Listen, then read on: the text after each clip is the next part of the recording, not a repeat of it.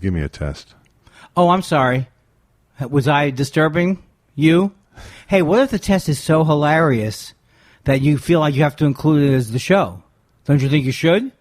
What if this is the funniest thing I say? It could be. But there's nothing funny about it. You could be peaking just like the meter is. Oh, I see. Is it a VU meter? Is it a VU meter? What does that mean? Why am I saying it? Why am I asking? Is the volume you terrific? I like to think of it as the bouncy line. Hey, bouncy line? That's what my wife requested on our wedding night. Very nice. Have I done that joke before? No, I haven't heard. Really? No, I think it might be. It could be a runner. Wow. I can't talk. I have ice cream. Welcome again to Thought Spiral. And, try to keep your spirals more compact. That's what I came up with earlier today. That was it? That was it. That was like when you carried around. Throwing a football. Yeah.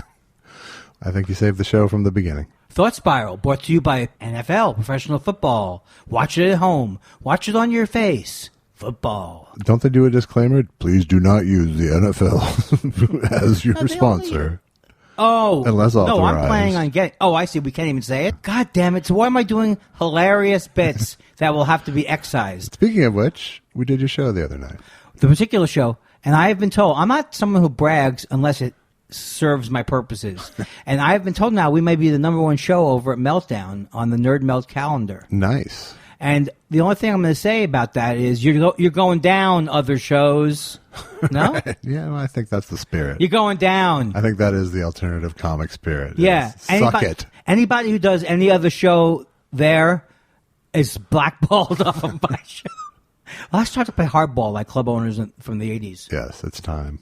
It's time to bring some animosity to the otherwise harmonious comedy community. That's the only thing that people say is left out of my career is animosity. Yes.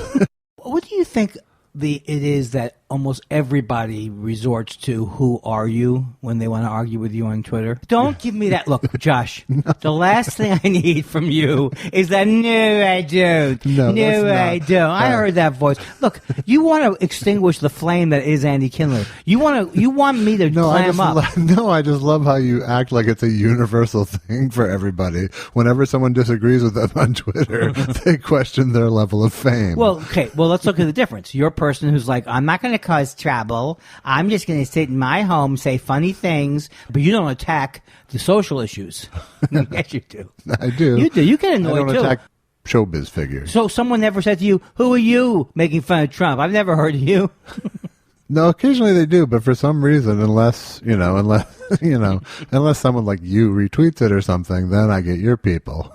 Oh, you don't want angry Gervais fans. Yeah, like but I would agree to support your point that that's not that good an attack on you.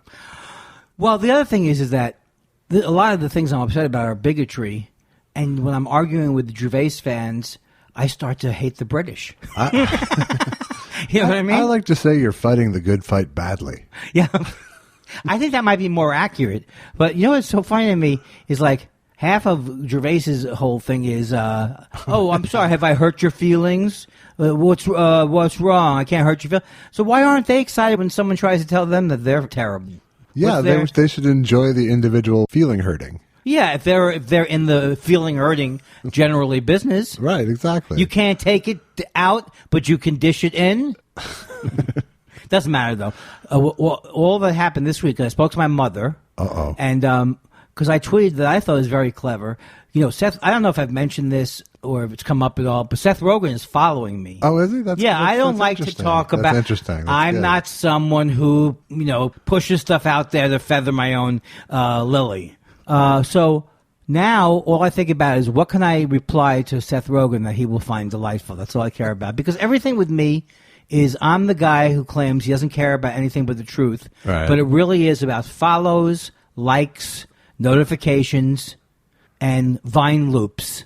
How many Vine loops do you have? I have I don't have any, but some people say 1.4 million Vine loops. What does that mean?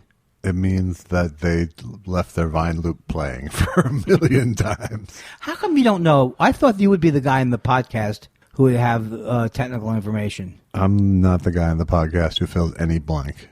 That's ridiculous. There's always got to be one guy who's more of a know-it-all. Yeah. And then there's got to be the other guy who just does know-it-all. and supplies the information. That's what I was hoping you would be. Okay. I'm the know-it-all, and then you're supposed to be the voice who goes, Andy, how many times? I don't know how you would do that. You'd have an Encyclopedia Britannica? I don't know. I just let my exasperation sort of make me sound wise. So all I do is think about your exasperation. You mean when you said, when you put me down previously, and I forget what you did, but something about how I am on Twitter, or maybe I just took it that way. Don't take it personally when I don't know. It's good. The fact that you forgot a slight is pretty amazing. Oh, I didn't forget it. Usually, I every slight of the last 30 years comes out like some sort of supervillain origin story. No. You know why that you're wrong? Because now what I do is I file away my slights in an alphabetical file. Yeah. So there's no way to forget them. Speaking of which, you were talking about talking to your mother. All right. So my mother... So anyway, Seth Rogen got blocked by Rob Schneider. Right. And he wrote, what the fuck? Right. And then he showed a screen of him being blocked. Right. So I thought it was funny to say, what the fuck? And then I showed that I was blocked by Larry the Cable Guy. Right. And as if it had just happened. As if it just happened. Right. So the one time I've ever, I think, cursed on Twitter. Yeah. Usually I put asterisks. Right. My mother has to. Oh, I went on today. I went on today, but then the language. That was my fear. That was my fear. She's going to see this one, and of course, I noticed you with the language today. Yeah. Unbelievable. That is unbelievable that your mother is scolding a 61 or 2-year-old man. Well, also, how about the fact that she constantly knows when I'm on Twitter? Like when she'll call. She wants to know if you're awake. Well, she is a Quaker now, but she used to be a Jewish person. But it's very Jewish of her, a Jewish person. It's very Jewish of her to me. I know you're home because I see that you're on Twitter. You're up swearing. That can't be a technological advance that everyone does that too. First of all, I think people get upset that I never return anything. Yeah. So they're They mad. do. They tell me he won't return my so-and-so. Right.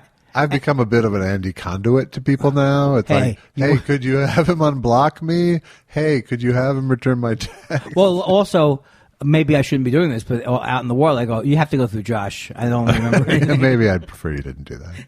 I'm sorry. I just did someone made a remark about me on Twitter. A negative remark? A negative remark. Or they didn't think it was a negative remark, but it came off like a negative remark. What was it? It was like someone had said, you shouldn't do stand-up comedy if your brain's not fully developed. And Frank Conniff retweeted it. It was, and it was in reference to something. I don't know. Yeah.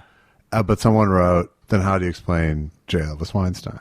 You mean you weren't even in the original loop? No, I wasn't. So someone went out of their way? They did. So that can't be them trying, unless they think, some people think it's hilarious. Well, so Frank, God bless him, blocks the guy. And so I get an email from him saying, hey, I feel really bad. I want to apologize for this tweet I did. What I meant, once I saw that Frank blocked me, I went back and looked and said, it looks like I was saying your brain was half developed. What I meant was you started doing stand-up when you were 15 years old. Wow, you see? That's amazing. That's so great. So I wanted to make sure you understood, So I got, you get, how famous are you? I get personal apologies in the email from Twitter. Yeah. Why is it always that I think you're trying to one-up me? Because you're taller than me. You kind of loom over me during the podcast. I do. I could sit on my side of the table. And I forgot the slight that started out the podcast. Oh no, something about some kind of a statement about my online behavior, which I've consistently come out with high scores on the celebrity online Twitter. The behavior. celebrity shrug index. I have gotten so much better, and yet it's not good. No, but no. But the thing is, when you switch, progress, not perfection, Andy. Oh my God, what are you, Tony Robbins? And that's what Frank Conniff used to say with me whenever I fell off the wagon smoking. Oh, I feel bad about the smoking, but it's in the past. Yeah, I don't smoke anymore. But you never went to the nicotine. I want to go right to the nicotine lozenges. I think you should. I think. But it seems like it gets you all like hyped up. No, you never. I bet you never had a reaction to the nicotine. It was never hyping me up. No, but it was feeding some voracious addiction. That's for sure. No, well, during the brief period when I smoked, I did find that it focused me, or it made me like if I was studying, or it makes you wake up. You can't go to sleep after smoking. I found I could do anything either during, while, or after smoking. There was never an impediment to anything except for not getting cancer. Right. That was the problem with you and smoking. Was you actually really took the fun out of it. It really took the fun out of it. I did enjoy it. Yeah. That's not good. Well, why don't they come up with like a vapor or something? And like an E, what you call it, an E? Some sort of, no, not E. What's the joy of that? I think the joy is still that nicotine. Well, the nicotine is the big thing. And just the sucking in and out? The blowing out something. If I wanted that to be... The plume of smoke is very satisfying to that's see. true. That's true. I've been told that blind people don't smoke because of that. Like, it's part of the thing of smoking is a visual stimulation. Yeah, but blind people, on the other hand, have their other senses heightened. So then if they perceive that they look... No, that's not it. No, they already wear sunglasses to look cool. So. They wear sunglasses to look cool. They don't need to smoke. But they maybe, if they go... there's some kind of something to be said about that I'm sure sound. there's plenty of exceptions to the blind people don't smoke theory. I loved the smell of two things. Napalm in the morning. Uh-huh. No, the smell. How many times am I going to... How old will I be till I don't reference Apocalypse Now? I don't know. It smells like victory. We'll have to go upriver and find out. It's Bobby Duvall comes on, right? And he's standing up on the beach. Uh-huh. I love the smell of tobacco when it's not lit. Okay. Like in a cigarette package. Yeah. And I also love the That's a safe way to enjoy it. It is. And the smell of the first drag, for some reason, I used to enjoy. Yeah. Now, this is bad. I don't want anybody... Here's two things. I don't want anybody listening to this podcast to start smoking.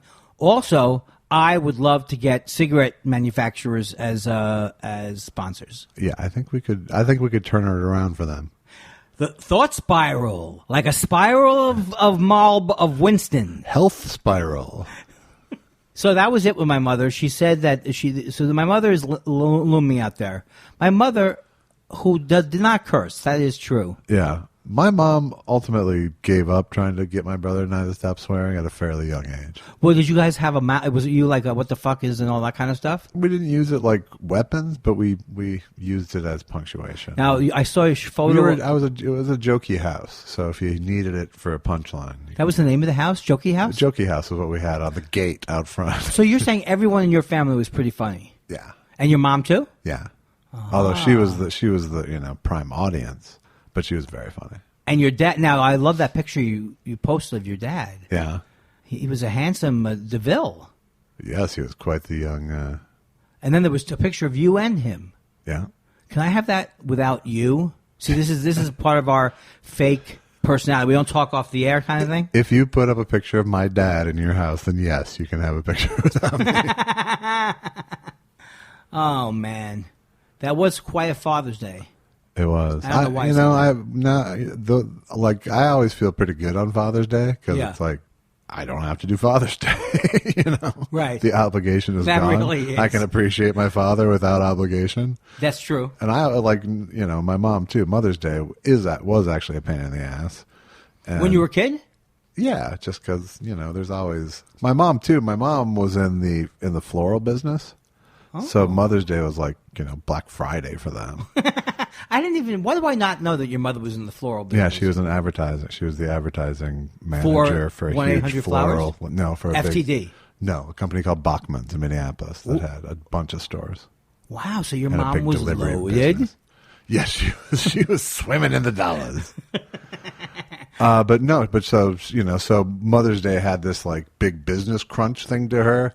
But it also had this: if you blow it, like if you don't acknowledge it with her, right? So you could get tricked into thinking she had no sentimentality about it, But then if you blew it, you get the guilt trip. Oh, so you were already angling for the, look, all she does is Mother's Day with her business. The last thing she wants is Happy Mother's Day. Why would she from need her that? actual she children? knows the crass commercialism of it. You decided on your own. Exactly. And for my dad, Father's Day was like, this is the thing between me and watching the last round of the U.S. Open. Oh. How often does Father's Day come? Father's Day seems to come on the last day of the Open every few years? Every year. Every single year. Wait a second. Yes, that's part of the whole tradition. Hold on. Wait a minute now. Oh, I see. Okay, I think I figured it out. A lot of people have commented on the message boards that I'm almost a genius. So let me see if I can figure this out. All right.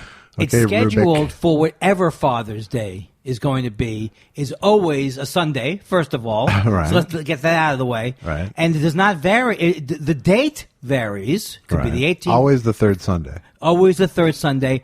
And always the U.S. Open has made Sunday, what do they call it? Something cabin. Peaceful cabin. That's the Masters. Yeah. Did you see the tribute to Arnold Palmer that they had? Oh my God, I love Arnold Palmer. I did too. Arnold Palmer was... I wanted to be him, look like him. Did you? Kind of. I don't know. He was kind of before my time, but he was one of my dad's only sports heroes was Arnold Palmer. And so when I worked at NBC, and my dad had cancer. It's a little family thing we have, this cancer thing. Arnold Palmer signed a get well, Dear Mayor get well. Arnold That's Palmer unbelievable. thing. Now, how did he know? How did you get it to him? Because you were working at the same... I was working at NBC at the time, yeah. And he We just went over to the old green room. Wait a second. But was he working for NBC? Who? Arnold Palmer was a guest on the Tonight Show. Oh, see, that's why he was. Why there. You're like me now, leaving out huge parts of the story. Yep, that was crucial. I had no idea that. I thought that he was. Well, my image was that he was announcing at NBC, and you walked into his golf office. Right. While he was announcing. He supposedly was a very, very nice man. Everyone loved him, and he also had a drink named after him. He did. That crazy guy just couldn't leave his iced tea alone. He could. Now, my dad passed away, and I can't stop talking about it because I feel that I need sympathy and empathy and people being sad for me. I can give you empathy. But nothing else? No. I spilled the sympathy when it was appropriate. You did. I mean, I wouldn't say you went out of your way to express your condolences. So stupid. No, you were a little mean to me when my father passed. I'm not going to lie to you. Hey, First of all, toughen up. Hey, toughen up. What? You think the comedian years ago heard some comic do a terrible joke and then say to the audience, walk it off. I've never gotten that in my head. No, but my dad's birthday. I don't know why I start. My dad's birthday is June 16th. So we just had it. Right. So we just had that, and I felt. I did feel sad, but you know, my whole big problem as a human is the little guy who lives in my head who's running the show. Right. So everything's always like, all right, it's your father's birthday. Are you gonna cry? What are you gonna do? Right. You got to do something. But that's you. I think that's normal for the first few years. You have to find a way to file it away, kind of, yeah. You know, and decide kind of. Your brain decides what it's going to remind you of. Does it remind you to mourn him, or does it remind you to like celebrate him in your head? And right. You move much more towards the celebrate side of the spectrum as time goes on. That echoes what the great Jonathan Katz. And I'm not just name dropping because he's a friend, but if it helps the story that I am name dropping, why not? Let's get every angle of this story helpful. He sent me a very, very nice, I think an email or something where he basically expressed that it takes a long time when you lose a parent, and also it comes out in odd ways, and that was really something for him to say, because I didn't notice I would be getting very angry sometimes, and not my usual anger, right? Not my usual anger because. I found an inconsistency in 30 Rock. No, I did find I was getting angry, and then realized it was because of my dad. You know what I mean? It was like right. it was a good emotion not to be sad and to be angry. So that helps when you can figure out what's going on. It definitely does, and I also found very distinctly that when your parents die, your relationship continues. Your relationship with your parents definitely continues. I mean, now, what do you mean? How do you mean that? I mean that there's at a certain point with your parents, you know what they're going to say. You know what their response is going to be to virtually everything you throw at them. Oh, I see. Yeah, yeah. You know, and so, so those conversations, they become sort of shorthand in your head, but it's like you still are bouncing the same thing off your parents, whether they're there or not, because like if your parents, if you talk to your mom and went, "Hey, Mom, what do you think about this?" You know what her answer would be before you ask it. Right. It was a strategic decision whether you were going to ask it or not in the first place. Well, just you bringing that up brought up a lot of painful memories for me. So maybe we have, what I'm saying, maybe we have a different situation going on. No, I think that's absolutely right. That's interesting. But like for me, like I lost my dad at my early 20s. Right. So part of my relationship continuing with him is like hitting 40 and going, oh, this is what it must have looked like for him, or Right. So now I'm like closer to him because I have more empathy and more perspective for what I was seeing from, Yes. So the relationship keeps growing is what I'm saying because of that, because you keep sort of learning about your parents even though they're not there to teach you it. Right. So you don't mean in a spiritual way, but I kind of mean in a spiritual way. I mean it in a spiritual way too. Yeah. I mean, because obviously, there's this primal, like I want my mommy thing, Yeah. And whether they're there for real or there in a ephemeral space in your head, they're still there, Yeah. And the other thing is that the more time goes by, you can look, I assume, and remember joyful things without the painful things. I don't know. Sometimes people say the pain never goes away. Yeah, I mean, I've dreaded it my whole life, losing a parent or anybody. That's all I thought about. But I think that, to me, that's like one of life's questions. It's like, when will I get married? When will I lose my parents? Will I have a kid? And to me, it's like, it became like an answer to one of those questions just got answered. Mm-hmm. It's like, okay, now I know when my parents are going to die. It's not like, are they going to be in a nursing home and I have to take care of them? It's like, nope, got the answer to that. Right. I no longer have that to wonder about. Yeah. Which is, of only a tiny bit of comfort, or of, it's not of that much solace, but it is like one of those life questions that just gets answered. Well, that was the thing too. Now, I don't want to bum everybody out, and maybe we already have. This is a trigger warning. If you don't want to be bummed out, go back 5 If you don't want to minutes. hear me say "open" and "casket," don't listen to the next 30 seconds. But I would always have been like, I could imagine all the time what would it look like to look at my dad. Yeah. And they did have the casket open, and it was comforting to me. Yeah. And I would never have imagined that. I would have just imagined myself screaming, my dad. It's like. Right. But there's a reason they've, held on to that tradition for hundreds of years, because it has some emotional. Right, but when you were a role. kid, didn't you think it was always like, to me? Well, no, because I never went to I still don't think I've been to an open casket funeral ever.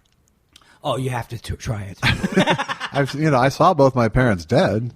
Well, that's the thing. I wasn't around because my whole thing was I moved to California when I graduated college. So anytime anything bad would ever happen in the family, sometimes it would be weeks before they would tell me because they would all argue with each other. No, he's not. He's watching the Mets now. Right. And you don't want to get him depressed. So I would always find out about things like, are you lying down? I mean, are you really lying down? That kind of method. So there's never an expectation that you were going to cope well with information. I think it's because I'm the youngest. Okay. I think I was just got the protection of being the youngest with my family. And also, maybe I put out the vibe more strongly. Don't depress me. La la la la la la la la. Please, don't tell me. Oh, don't tell me. Well, then, okay, I won't call you then. Yeah, I came from a family of total non-editors.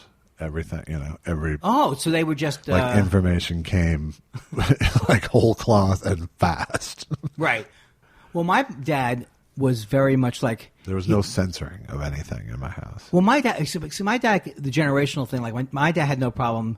Like looking at someone on TV and saying, "Oh boy, that person is peculiar looking." Now, was your family like that? Yeah, or? my parents. I mean, I came from my family did running commentary on everything. Well, that's why I think the Kevin Meaney, may he rest in peace, or however you say, God rest his soul. Kevin Meaney's bit about parents is such the iconic bit where he's driving in the car and his parents are saying and looking at the people in the other cars and just going, look at them, look at them, look at them. Right. But that was at my house. That wasn't it. That was in my house, though. We were a very judgmental family. That's one of my we problems. were too, but it was like my mom was in advertising, like I said. So it was like watching TV. It'd be like my mom would be picking apart ads. Right. You know, and my dad would be correcting the language of the newscasters. He'd be correcting the English of the newscasters. Yeah. You know? Yeah. So it wasn't like they weren't like, damn hippies, you know, they were more like, really? My dad, who was an English major and then a lawyer, he would just be like incensed at the deterioration of the language, right. You know. Well, I even think with Kevin Meaney's, I don't even think with Kevin Meaney's, I think it's even stranger. It's a parent not allowing you to have any emotions at all. Right. Because it was always like, oh, we're big pants people walking around with your pants that are too tight. And then he had a whole bit about, oh, you're going to knock your eye out with that. You probably already have your one-eye jokes ready. So he just was able to convey that his parents, that image of why are they, that they're so concerned with appearances. Right. Is what I think a running theme with my parents and Kevin Meaney's That was parents. my mom's curse too, but she knew it wasn't. I mean, she was self-aware about it, so she could sort of ride, because she did worry about what everyone thought, Right.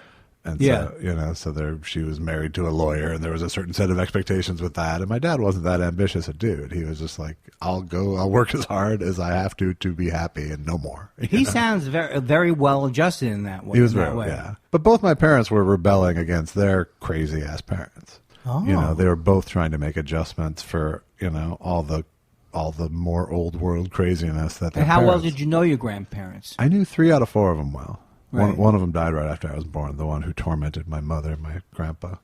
Really? Yes. Wait, hold on. Okay, let me hear about this. First of all, the person dying right after you were born, do you feel that maybe you had something to do with it? By the sound of it, I wouldn't feel guilty. Let's just say. Okay, it's on your mom's side? Mom's side, her dad, yeah. Her dad, and what did her dad? You don't have to say it, but I find it's always fascinating. And no one, unless they're going to go on Ancestry.com, are they going to be online going, yeah, I found out about your grandfather on your mother's side, Weinstein. Right. How do you explain that? How do you explain J. Elvis? By the way, did Frank unblock the person? He did. Yeah. Yes. I put in a good This word is for him. some of the great Twitter stories of redemption that we're making a documentary about it, about people's feelings, getting hurt, then realizing, oh, I didn't mean that. And then we reunite them. It's really going to be a great show. Someone did I really like Thought Spiral. Tell Andy for me. I don't get that one. Meaning you blocked them. They can't. Well, unblock me.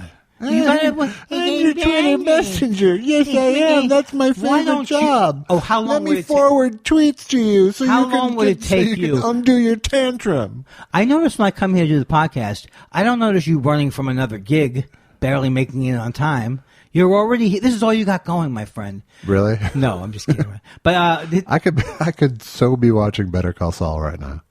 Are you threatening me? Because I will not do any work on this podcast. I would not edit it. Right. I would not go. I would never threaten to go start one with someone else. Right. You're holding me back, Josh. I know. If it wasn't for you, Fly, baby, fly. if you love someone, let them free. You're free. I don't understand this. It's It's almost like Bud Costello is what I see it as. Really? See, I got the whole package. I saw a little bit of Who's on First the other day. Yeah. It's a good bit. It is a good bit. It's pretty solid. But I mean, like Bud Abbott, they always say the straight man got paid more. Yeah. And we always doubted that, or we just took it for granted. They did a lot of work. He worked hard, yeah. I could not be that committed to the bits. No, you could. Who's on first? I don't be committed to bits that you wrote. Ask me who's on the team. No. Who's on first? What's on second? I don't know who's on third base. And he says it each time with alacrity and with enthusiasm. So anyway, I hope that I didn't upset people about death. And if you're a family member of mine, stop listening to this stupid show. Right. I don't want anybody That was me who swore, by the way, Mom. You swore. I don't know. I probably swore. I have noticed now when I saw that Seth Rogen said, what the fuck, I figured there's always a part of me that's like, I'm Lenny Bruce. And the other part of me is like, you think they would, if I say what the fuck, you think they would throw me off Twitter? That's the part of me. I'm glad you put a voice to it. Yeah, because in the old days it was like, don't make fun of comics, like who could beat you up. Like, don't make fun of Joe Rogan because he could punch me out. I never make fun of comics who I think could physically beat me up, right, or would beat me up. Right. Yeah. So Jimmy Fallon. See, I'm not scared. Well, that is true. I don't know if I've done this joke here, but I did do the joke that when after Seinfeld, I didn't have to worry about, like when you go after Anthony Cumia. When you go after Seinfeld, I have to worry about like what his fans are going to show up at my house. Who is this guy who doesn't like Jerry? Right. What's the deal with this guy? I've never heard of him. You should like Jerry. I've never heard of you. Who is this person? Who is this person? I don't know why they'd be lining up outside my house yelling that. You know what I mean? I do. You got a little steamed there when I claimed that this was the only thing you had going on. Did I? I got in there. Yeah? No. That's my way of testing. That's my whole thing in life, is to not allow to judge myself on the basis of other people. Well, you can't roll your eyes. No, I'm trying to compute. I was actually trying to compute what the fuck you were saying. If I was to say not in to judge myself class, to other people judging myself. Is that my Cosby? All right. In other words, my whole fear is if I cannot... if I'm not okay unless you think I'm okay, right, you can never get out of that trap. No.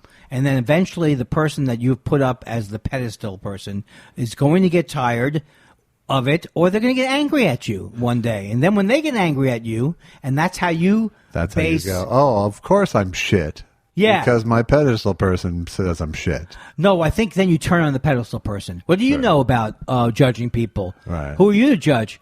Do 3 jokes about that siren sound. I guess that's my agent.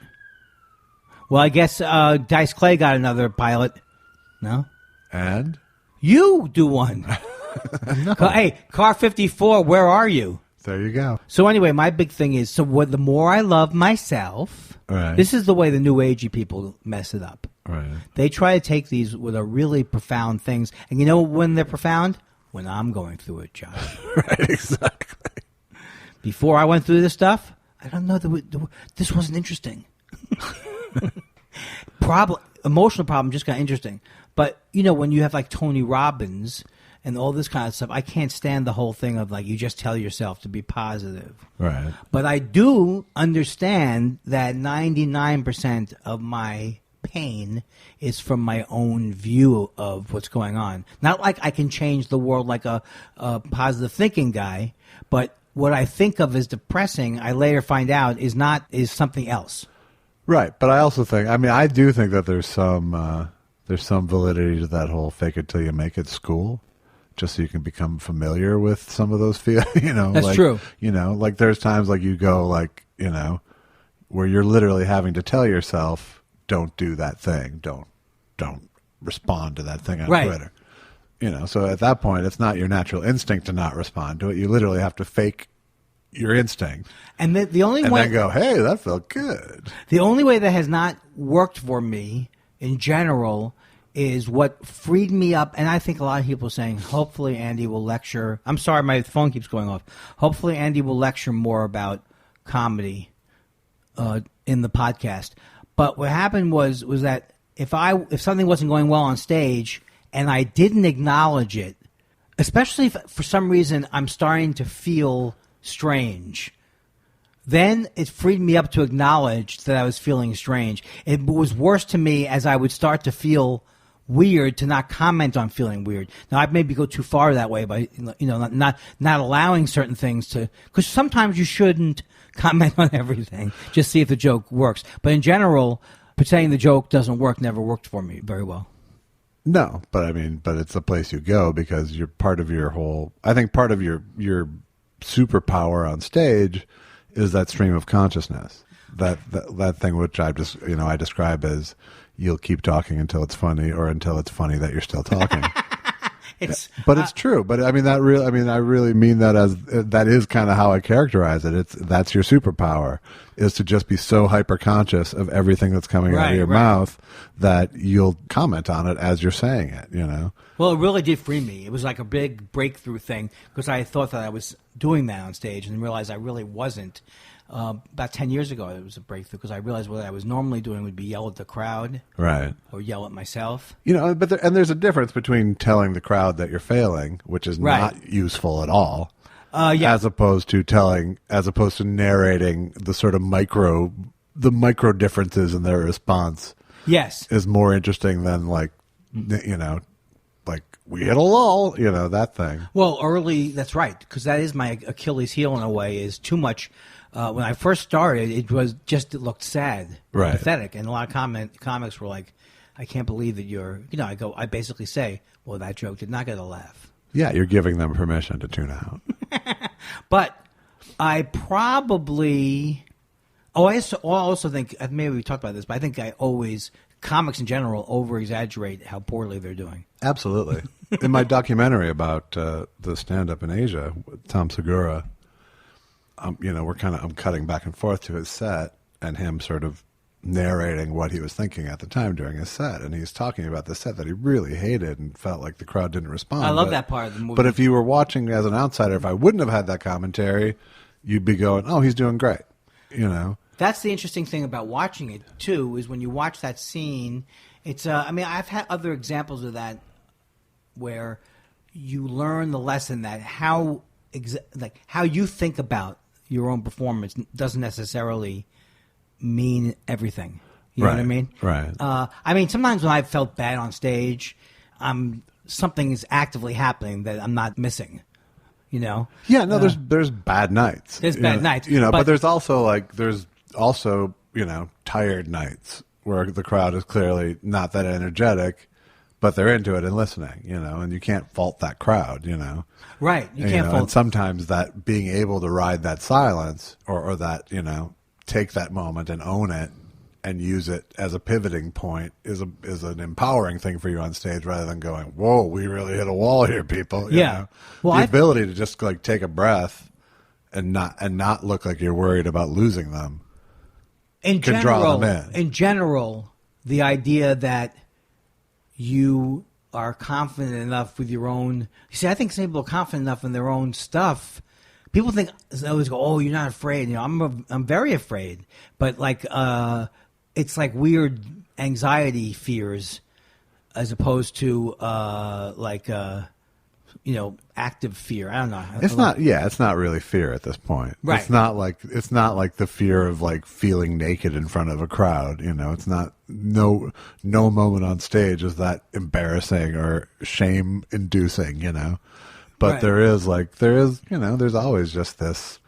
We wouldn't be there if we didn't have a need for approval, So. Well, that's the thing. That is the thing. If you say, that's what people would say to me, "Oh, you don't care what the crowd thinks." Well, it's never true. Right. I always care what the crowd thinks, or I care what one. If there's two people in the crowd enjoying it, there has to be something to enjoy about the set. Right.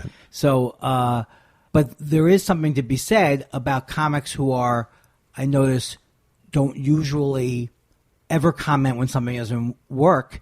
A lot of that has to do with they don't feel that bad when it doesn't work. You know what I mean? It's right. I think I'm, as someone who's always trying to be in the moment and not be shticky, I kind of want laughs all the time. Right. Well, and I think you get that. There is a certain, when you're having a great set, there is this sort of rolling kind of laughter to it that doesn't.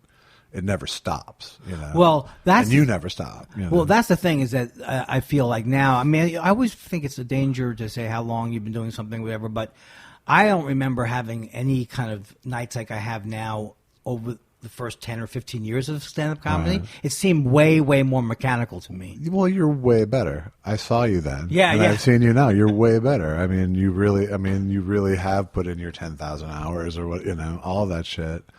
And become, you got into the master level of doing it. So now it's like the baseline is way higher than your baseline 15 years ago. Well, that's cool. It's both cool to hear, and also the thing is I felt it when I started comedy. I felt very depressed in a way because a lot of my friends who really. Say the guys in Higgins Boys and Gruber, or the guys I looked up to, Paul Feig, I always felt like they were so much funnier than me on stage. Yeah. You know what I mean? So for a long time, I got what was a true vibe from people who would see my act and knew me as a person, that it wasn't as funny as me as a person. That's never fun to experience. Well, when you're going through it. Yeah, but I mean, the one thing is I think that everyone who we know never thought you weren't funny on stage. So that's probably a false belief of you mine. are. I would venture to say you are one of the funniest people on stage that I know, but I'm not saying you're the best comedian in the world. I'm saying you are just one of the purely funniest people on stage. So when you were in that phase of self-sabotage, right, there was like, oh my God, Andy is fucking hilarious. Why does he keep doing this to himself? That's only a tribute to your own maturity as a person. Because I think a lot of other people would be going, he's going down. You know, you could see that. It's so interesting that you could say it, because I would never think, I would just, all I thought of is, why am I yelling at them? Why am I... Well, and but it was also, people off stage who knew you going, why is he making that choice? Yeah. Right. Obviously there's something driving it that no one's going to like interfere with, it's something you had to come to yourself, because I'm sure plenty of people said, hey, Andy, don't tell him you're failing over the years. Right. Oh, no, I got it from, I heard the guy at Rascals Comedy Club was the first guy. I love the people. I mean, I never did well at that club. I would always bomb there. Right. And one time, one of the owner liked me even though I wasn't doing well. He liked that I bombed. Right. But one of the guys who managed, he said, hey, look, Andy, when the joke doesn't work, don't comment on it. Right. I said, well, that's kind of my act. He goes, it doesn't go over here. Right. Well, and that's why you mentioned comics who never acknowledge when a joke doesn't work, and that's why, because they're working the road and it just doesn't serve you, Yeah. You have you created a niche for yourself, first of all, right, of deconstructionist comedy. This guy came to our show the other night. I had lunch with him the next day. He likened you to David Blaine, being the person who, or not David Blaine, the masked magician guy who was exposing magic secrets. Was it David Blaine? Maybe David Blaine. But whatever. Right. I don't remember the guy. Years ago, they had those Fox specials where the guy was telling all the magic secrets. I think it is Blaine. And there was all this outrage among the magician community that this guy was, Why are you going out with so many people who go to the show? Has that been... you go out with people who come to the particular show? In this case, when I'm in it. What's that all about? I don't go out with people who go when I'm not in it. I love the idea that I'm thinking of it as being a separate audience that lives. Yes. What are you doing? So you're taking the particular show people out? That's right. No, I recruit out of your audience. Now, do I know this person, or it doesn't matter? It doesn't matter. Yeah. Well, that's very cool to hear. And, no, it is very cool to hear, because it does also, I'm embarrassed by it, positive feedback, but it does go along with that, as much as I may have ever perceived that other people were annoyed by me, or whatever the thing is that I'm feeling guilty about in my life, right, it never is as much. It's almost never as much as you are to yourself. You know what I mean? It's like, well, the truth is that, most people just don't give a shit when you're not in front of their face. Right. They aren't thinking about you at all. That's exactly true. My wife has said that her dad used to say that all the time. Yeah. When she would be obsessing about something. Oh, they don't care. Nobody cares. Yeah. They're not listening to you. I learned that years ago in LA. Just like, no, everyone is completely self-absorbed. You can pretty much assume that they didn't walk away going, let me dissect Josh's life. Well, one time I saw our friend Paul Feig, yeah, who was a mutual friend, who's a great guy, and I had emailed him because I was looking for someone to like executive produce like one of the shows I created. Yeah, and he didn't write back, but I was, and he's bad too. He's super bad at writing back. Oh, so I didn't know that. Yeah. I didn't know that. Well, but have always been not so great at it, although maybe getting better. But so I saw him on the street, and I said, Paul, how are you? He goes, I'm so sorry. I said, what are you sorry about? He goes, I didn't write back to you. I go, that's totally fine. But he did say that one thing he never realized when he was a performer, that he was realizing now when he was producing more stuff and directing, was that he used to think people forgot you.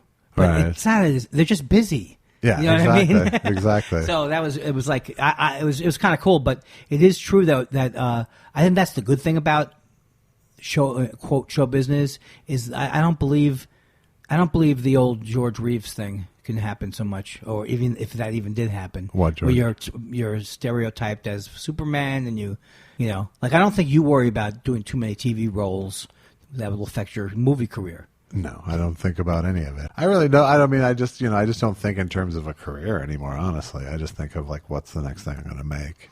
I think that's just general. I mean, it sounds like who better than me, who's 95 years old, to say it. But I think that's just maturity. Yeah, I mean, I'm 30 years in, and it's just now I know it's like my career is not the thing that's going to make me happy. It's like the things that I make are what make me happy. You know? I think your career makes you happy in the sense that the reason why you wanted to do it was because it was stuff that made you happy. No, I just want it to continue. You want it to continue. That's all. You know, I don't need it. I'm not unhappy with where it is, and it's not a question of like I only just want it to continue. You know, I was at the show the other night that, you know, being around young comics and the difference in energy between like someone who's been in show business for 3 years or 5 years and 30 years is really palpable. And I don't, you know, when I'm around young comics, I don't want to be Captain Curmudgeon, you know. I know. You know, I don't want right. to, you know, but there was like this kid there the other night who was just like, you know, walking up to, I sold a show. Did he really? He did. And he says it to this girl, and he's like, oh, she goes, that's great. And he's like, didn't I tell you? She's like, no, I don't think so. And he's like, that's weird. And I'm like, I'm telling everybody. And he looked at me like, I am. And I'm like, it was an old joke. Yeah, I'm telling everybody it's an old joke. What is the original joke? Well, now that we know the punchline. It's an 85-year-old man goes into the confessional.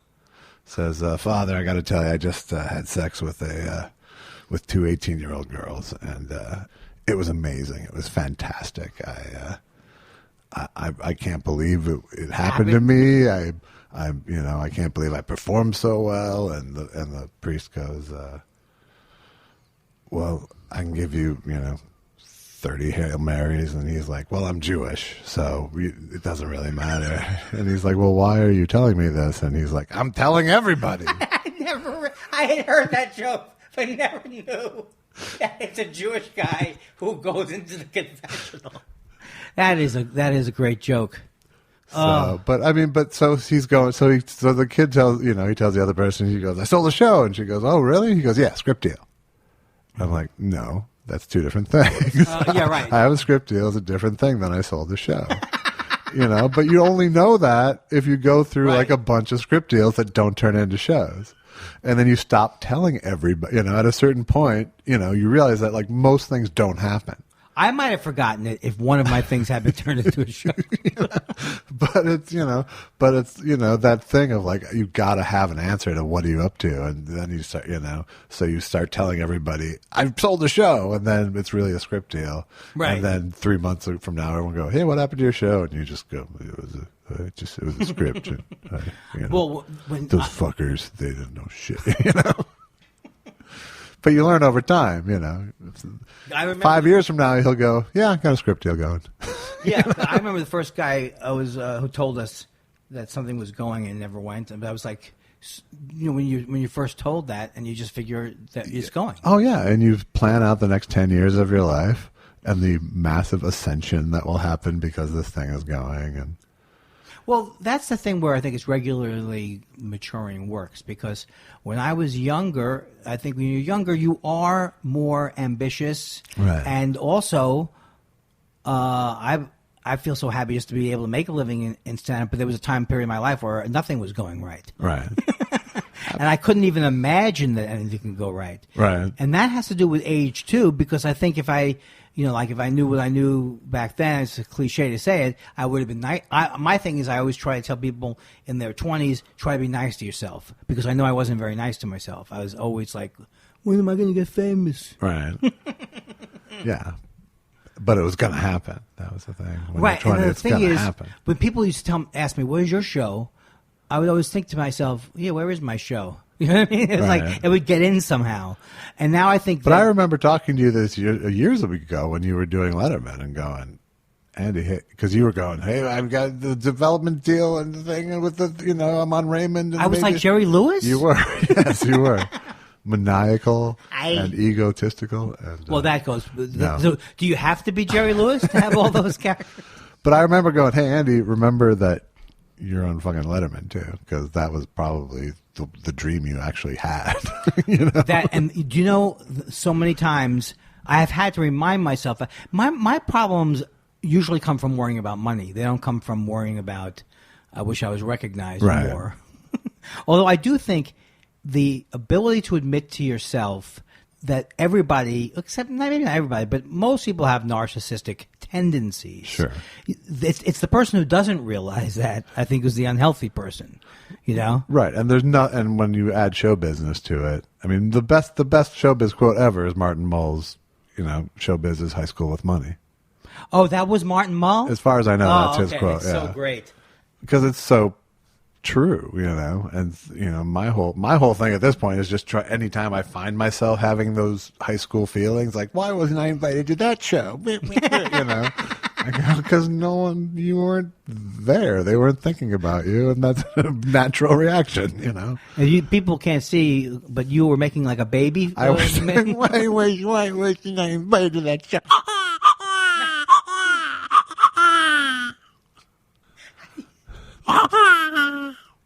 What this is That's a my skill. best but least marketable skill. Is your baby crying? Yeah. Let me hear a little more.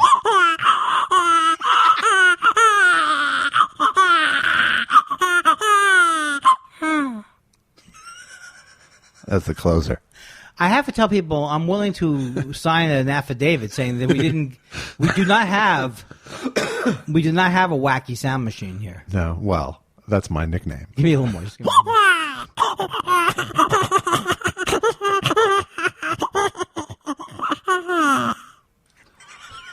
How would you find out that you had that talent? I can tell you exactly how. There was a guy, like a clown on I Love Lucy, who could do it.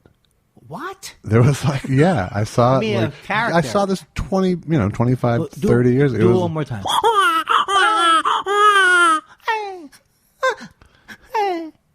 Yeah, you're not. No, I'm not you're doing not as it. good. What are you doing?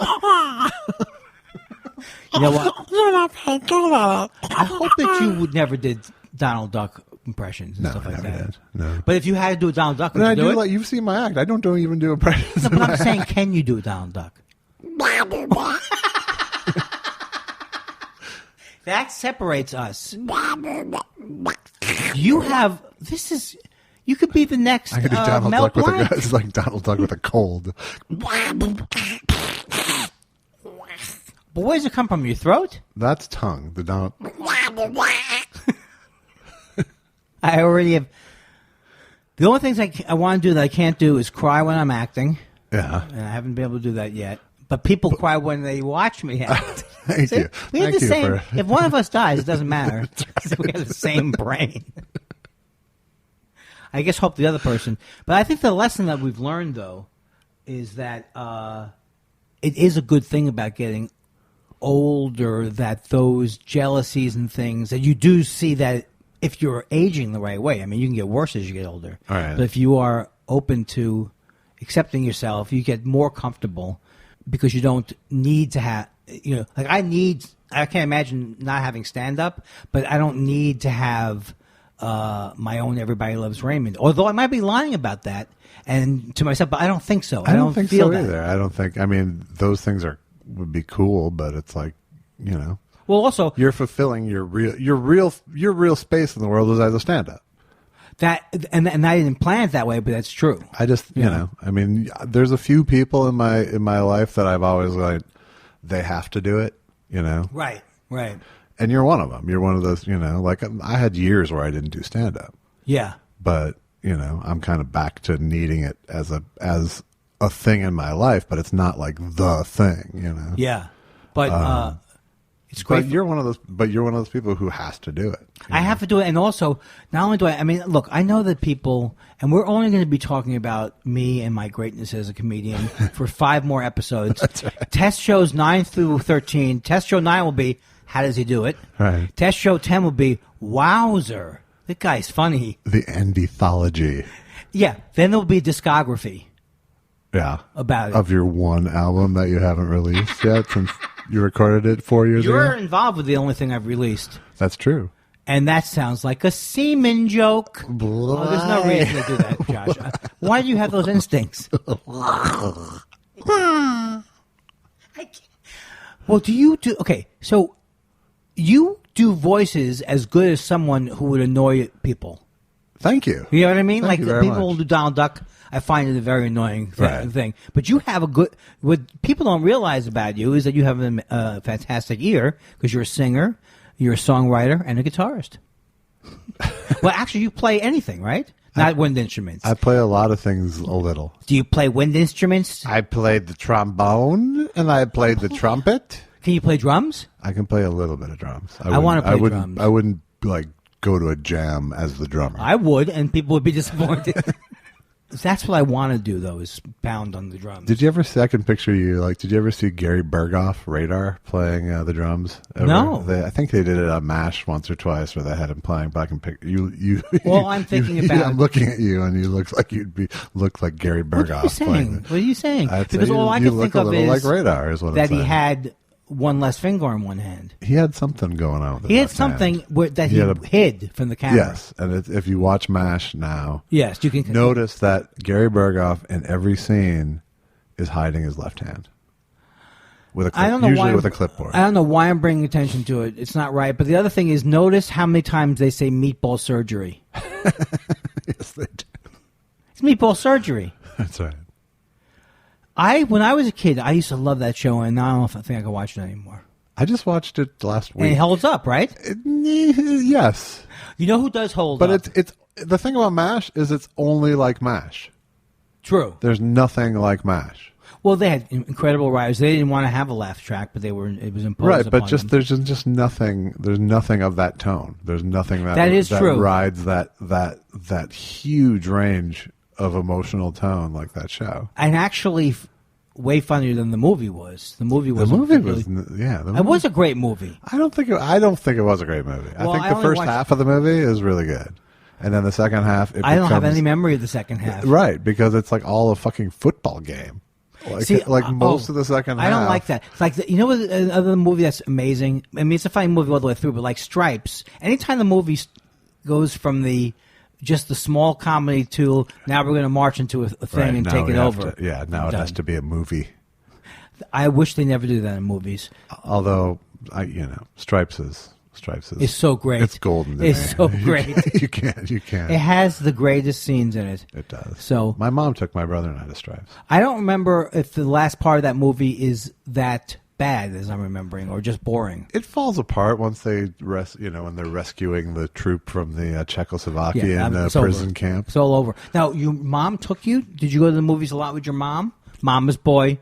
I specifically remember my mom. I think my dad was out of town on a business seminar thing, and That I sounds remember funny. my Everything mom. you're saying sounds funny. Yes. Business seminar He was thing. cheating. Your dad was cheating and made you go to the movies with your mom. Take your mom to the pictures. I finally saw the end of it, and I recommend it highly, of that Big Little Lies. Big Little Lies. That is a good show. That was a show with Reese Witherspoon and Nicole Kidman. Big Little Lies.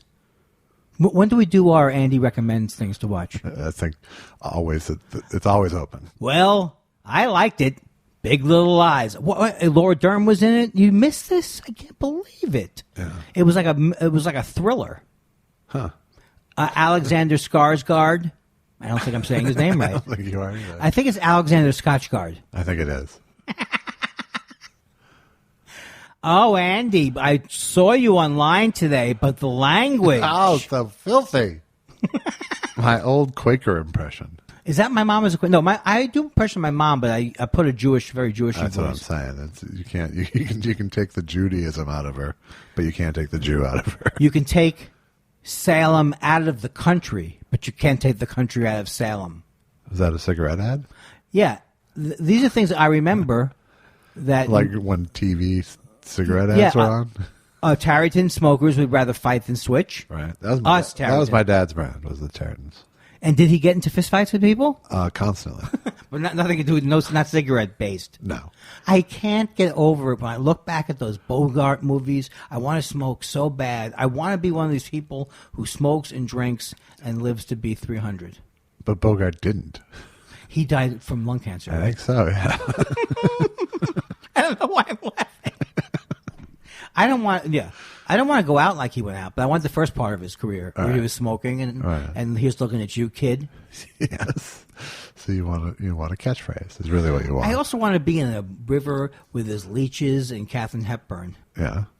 What was that called? The African Queen? Yeah. Or Sunday with Kate. My knowledge of things is thin and spread out. Someone was pretty upset online that you hadn't seen North by Northwest. I can understand their anger. But so now that makes me ask you, have you seen most of the classics? Because I have not. But I've gone with the Wind I saw, Casablanca. But I haven't seen French films. I haven't seen that many foreign films, really. I just recently saw Caddyshack about a year ago. Did you really? For the first time? It does. That's not the good time to see Caddyshack. Didn't hold up. I just was watching Caddyshack with my wife and kid a couple weeks ago. I was watching it, like trying to watch it through those eyes of like seeing it for the first time, and it was terrible if you were watching it for the first time in 2017. Caddyshack 2, though, right? Not Caddyshack 2. No, I knew the guy who wrote Caddyshack 2. Do I know him too? He's since passed away, and he passed away actually as a woman. He was Peter Torquevey, who became PJ Torquevey.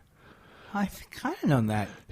She wrote for a lot of great things. She wrote Real Genius. She was on WKRP. How come I know? I wrote a pilot with her years ago. You seem to have had a longer history in the business, and more like you can pull that story out.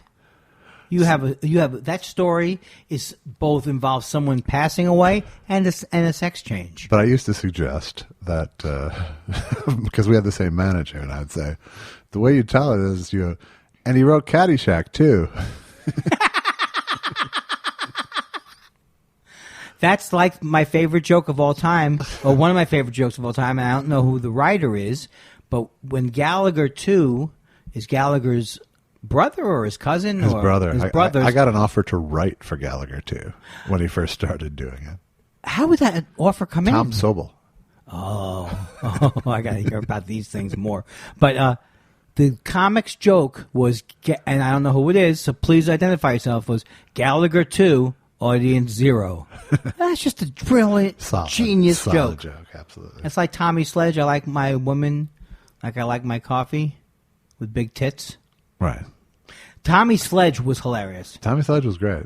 He was a fellow a fellow, one of the original Comedy Channel shows, along with Mystery Science and Rachel Sweet and Alan Havey and the Higgins Boys and Gruber. Oh, I remember her. How's she doing? I don't know. If it was like other shows, well, she killed herself. But I don't think she did. I think she became a writer. Why do I think of anybody that I can't think of what they're doing right now? I think it's a tragedy. Well, what are they doing? That's like that Bob Odenkirk joke, which is such a great joke. When people go, what's Seinfeld going to do after the show? What are you going to do? What do you worry about Seinfeld for? He'll be fine. Do you think I can get by just quoting other people's acts? I don't know. So far for the last 5 minutes you could. By the way, if you think this show is a little disjointed, I'm very sorry the show is a little disjointed this week. Because we missed our technical cue meeting. Right, exactly. The big run through. Yeah. Did you get to all your topics today? You have nothing there. You're the one who said, hey, we should write down topics. I did say that. I have 2 topics that I'll save now. You think so? You think we're good? Because we're in the thing of like, oh man, what a show. Oh God. You're lucky you got this much. 20-minute death chunk we did, I really think that we brought a lot of light to people's lives. Well, the thing about the death chunk, I don't want the show to become maudlin, like Sammy Maudlin, but right. I also don't care. If we're going to sustain this, we're going to have to bring death into the equation. Exactly. And I did that bit about me pitching aging Jews as a particular show, and I like that bit from Montreal. And I like the part of it where it's like the show's called Aging Jews, and it's like, people who just yell, "Get off my comedy lawn," those kind of people. Yeah. And where do you see these people in 5 years? Dead. Right. When you see I these got to try characters. my dead 97-year-old twins bit, which I've been knocking around in my head I for love that months bit. now. Finally, I tried it. That bit, you don't even see it coming because you go, they came out, because they did not go out as they came in. Right. Just the fact that they died does not mean that's how they came in. Right. And that bit worked. That was the first time you did it on First stage. time I ever did it, and putting a new 3 or 4 minute bit out there is like better than buying a new car sometimes. That's true, especially if it's not a funny car. Okay, we're tired.